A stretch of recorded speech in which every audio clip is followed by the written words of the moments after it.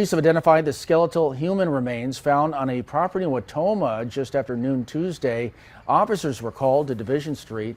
It was there that they spoke with an individual who found skeletal human remains while mowing the property. The remains were later identified as those of 66-year-old David Jarvis. Foul play is not suspected to be a factor in his death.